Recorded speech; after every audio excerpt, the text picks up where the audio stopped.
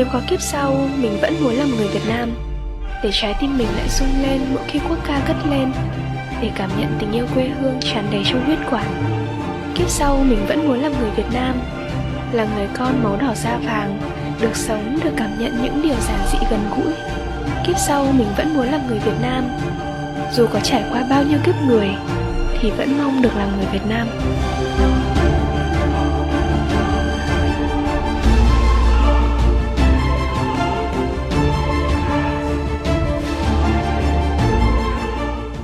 National solidarity is a precious tradition and a distinctive cultural feature of our nation, shaped over thousands of years of history in nation building and defense. Traditional cultural values and awareness of shared roots from the ancestors, the Hum Kings, have deeply embedded into the subconscious, epitomized by the saying, no matter where one travels. Remember the Hum King's death anniversary on the 10th of the 3rd lunar month. From history to the present, Vietnam's spirit of solidarity manifests in diverse aspects throughout historical events, culture, and daily life, nurtured and reinforced by numerous factors. It is evident in the heroic history of national construction and defense.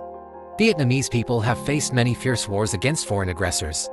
People from all social strata, regardless of age, gender, religion, or social status, united to expel the enemy. Such challenges tempered solidarity, helping people unite to protect the fatherland. Resistance wars vividly demonstrated national unity's strength, as seen during the Tran dynasty's resistance against the Mongol invasions. Summarized by Tran Hung Dao, king and subjects united, brothers in harmony, the nation in concerted effort. Nguyen Tri summarized the people's strength in the Bin and Jiu Dai Cao, people from everywhere gathered. Soldiers drank wine as brothers and fathers. He concluded, the people can either float or overturn the boat. After independence, solidarity continues in nation building and development under the party's wise leadership, helping overcome challenges to build an increasingly prosperous Vietnam.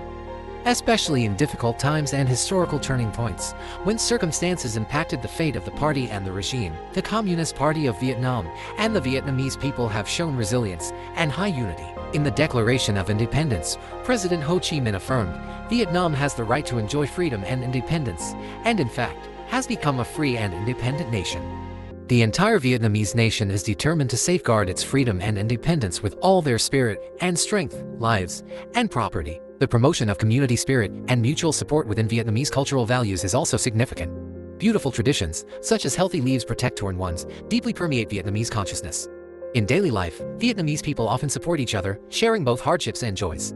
Family tradition, emphasizing strong bonds among family members, further extends to the community, fostering social cohesion. Strong national consciousness, fervent patriotism, and pride in one's origin, history, and culture constantly flow within Vietnamese veins, motivating collective efforts in nation building and defense.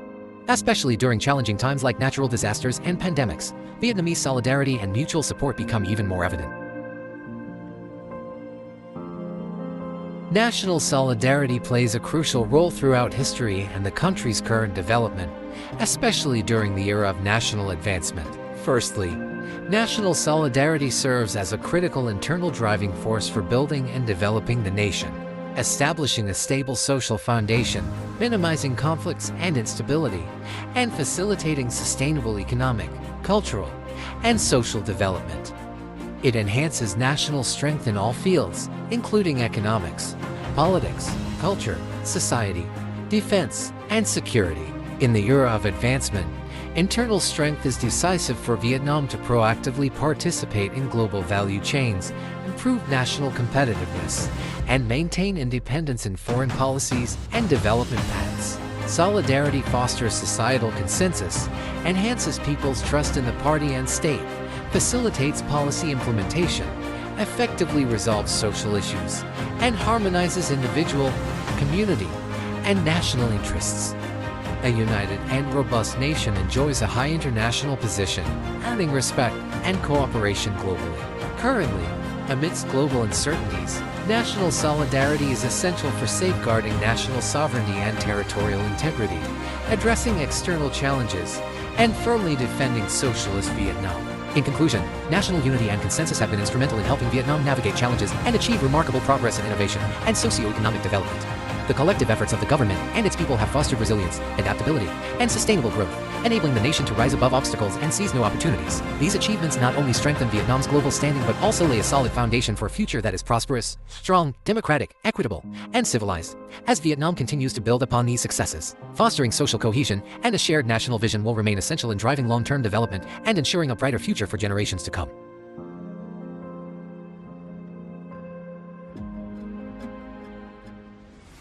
Identifying the schemes and tactics of hostile and reactionary forces aiming to divide Vietnam's national solidarity. In the current period, hostile and reactionary forces employ various dangerous tactics to fracture Vietnam's national unity. Some of their methods and rhetoric include, firstly, they attempt to fracture the relationship between the party, the state, and the people by distorting the policies of the party and state, undermining public trust in the authorities.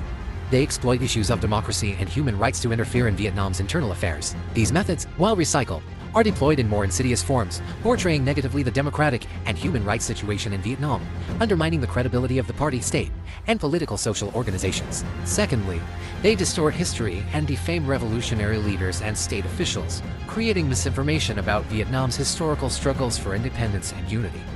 Particularly during significant anniversaries, like the 50th anniversary of Southern liberation, these forces propagate views labeling the anti-American resistance as an internal conflict, glorifying a fabricated prosperity of Southern Vietnam pre-1975. They also misrepresent the fight against corruption and waste. Sắp xếp bộ máy đây không chỉ làm gọn bộ máy mà cái quan trọng nó phải nâng cao hiệu lực hiệu quả của hoạt động của bộ máy. Đúng không ạ? Cái thứ ba là qua cái lần này cũng là một cái cơ hội để sàng lọc những cá nhân, những tổ chức làm việc kém hiệu quả, đúng không? Để đảm bảo cho bộ máy của hệ thống trị từ đảng này, nhà nước này, mặt trận tổ quốc và các đoàn thể chính trị xã hội hoạt động hiệu lực hiệu quả, và mục đích là nâng cao đời sống của nhân dân. Đúng không? Cái đấy là quan trọng nhất. Recently, during ongoing efforts to streamline the governmental structure for national advancement, reactionary forces suggest this is merely short-term political opportunism to strengthen the party's authoritarian control, causing unnecessary complications for citizens. Ironically, these harmful ideologies still influence segments of the public, causing suspicion toward party policies. Thirdly, they incite ethnic and religious conflicts, using sensitive issues related to ethnicity and religion to destabilize society, demanding religious institutions operate independently outside constitutional frameworks. When authorities legally address these disguised reactionaries, these forces falsely claim religious persecution and a lack of religious freedom. Fourth, they create and spread misinformation, especially on the internet and social media, causing public confusion. Hostile forces set up fake accounts and secret groups to disseminate harmful information, incite violence, and stir division activities that are difficult for authorities to control. Exploiting information technology, they master the algorithms of social media platforms to distribute news, even being willing to spend large sums to advertise on these platforms. The servers and accounts are usually located overseas, which poses significant challenges for regulatory agencies. A notable incident occurred in January 2025, when TikTok was banned from operating in the United States by the US Supreme Court for 12 hours. A series of comments and posts with divisive ideologies and slang such as Paki, Namki suddenly disappeared. Clearly, when the stage is taken away, the clowns gradually reveal themselves as fake accounts created with them. Fifth, they often use the rhetoric of regional division as a tool to cause social instability and weaken the nation. Hostile forces deliberately create and spread misinformation about cultural, economic, or intellectual differences between regions, as well as negative stories about specific areas in order to foster envy and hatred, and to generate discrimination and segregation. They intentionally distort historical events or fabricate inaccurate stories about historical figures to provoke unwarranted confrontations. They also form reactionary organizations and movements, operating under the guise of protecting the interests of a particular region, but in reality, their goal is to incite conflict and division. Furthermore, They exploit sensitive issues such as land disputes, resource conflicts, or social incidents to incite regional strife, exaggerate minor issues into major problems, or deliberately twist the facts to provoke public dissatisfaction and outrage. In summary, the tactics employed by hostile and reactionary forces are insidious and complex, severely undermining national unity, causing significant instability and social conflicts, damaging economic, cultural, and social development, weakening national strength and reputation, especially amidst contemporary global challenges.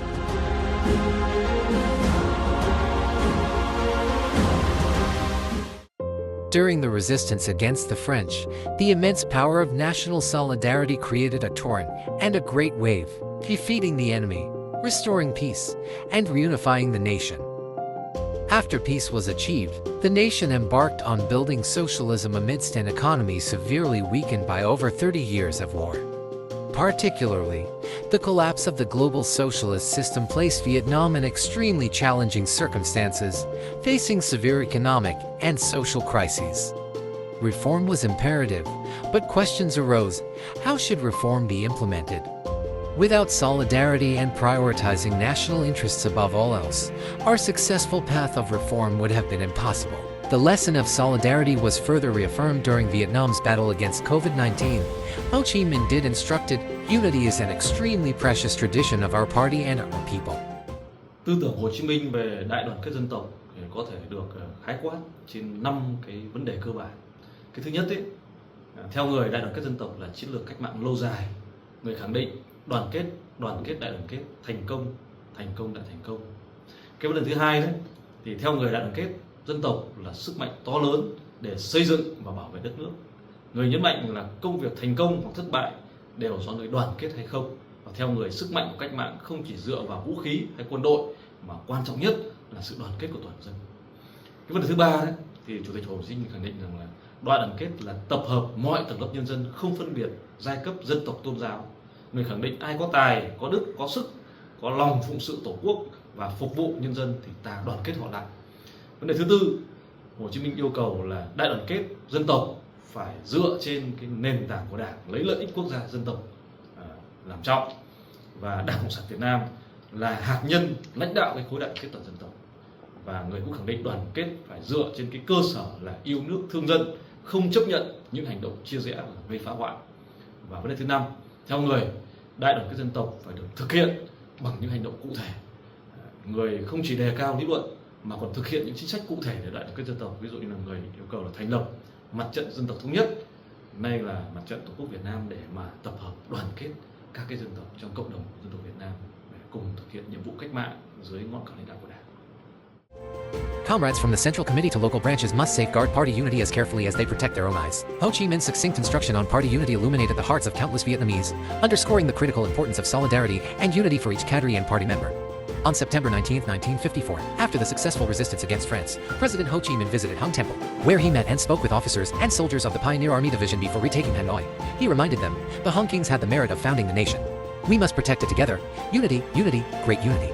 Success, success, great success, President Ho Chi Minh affirmed during his speech at the Second Congress of the Vietnam Fatherland Front in 1961. The 13th Party Congress further stated, build and refine the socialist rule of law state, establish a clean, robust, streamlined, efficient, and effective political system that serves the people and national development. Policies must genuinely reflect the people's aspirations, rights, and legitimate interests, aiming toward people's happiness and prosperity. Additionally, the state must continuously improve people's physical and spiritual lives, always aiming for national prosperity, happiness, and longevity.